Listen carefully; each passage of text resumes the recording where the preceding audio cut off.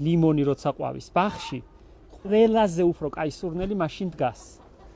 სულ კითხულობენ სტუმრები, რისი სუნია. ბაღის სხვადასხვა ნაწილში სხვადასხვანაირი სურნელია. ნახე ხა როგორ ყვავის მეიერის ლიმონი, შეხედე?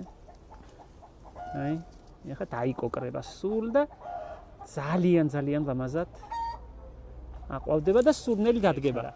აი რომ ყვავის, მაშინ დგას საოცარი სურნელი. სხვათა შორის ინდოეთში მოგართმევენ არ ვიცი რომელი ციტრუსისაა, ციტრუსის ყვავილის ჩაის. აშრობენ ამ ციტრუსის ყვავილებს, ალბათ ლიმონის ან ფორთოხლის, არ ვიცი და გადასარევი ჩაიდგება. მე არასდროს არ მიცდია. ნახე როგორ ყვავის აქეთ.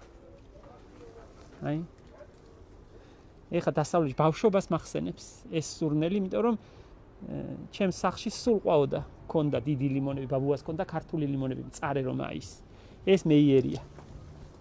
აი შეხედე, ეს ზამთარი ორანჟერიაში ქონდა და გაყვითლებული აქვს ფოთლები, მაგრამ ყვავის რაღაცა თავგამოდებულად. ნახე როგორი კოკრები აქვს. ამდენ თუ მოისხა ეს ტოტებს ვერ გაუძლებს, ისეთი იქნება. ძალიან ლამაზად აყვავდება ეს. აი შეხედე, ერთ ტოტზე რამხელა ამბავი. ეს ერთი უნდა გავიმეტო და მოვტეხო. ამ ერთ ტოტს მოვტეხავ არ აუშვეს და წავიღებ ჭიქაში ჩავიდებ.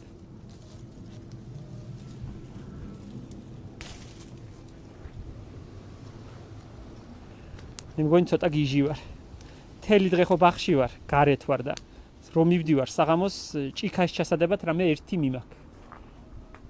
ხამით. აი, სუდა კოკრილან.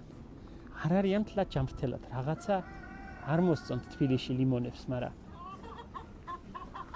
აყვებით კი გადაირიადა.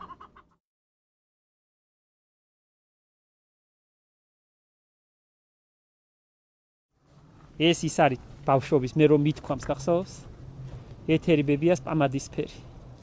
გამოვაძვრინო ერთი აქ, იცი რა სუნია აქ, გაგიჟდები.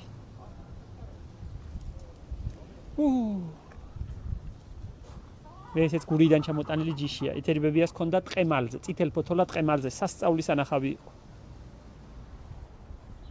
ეთერი ბებიას პამადისფერი, ასე ვეძახი.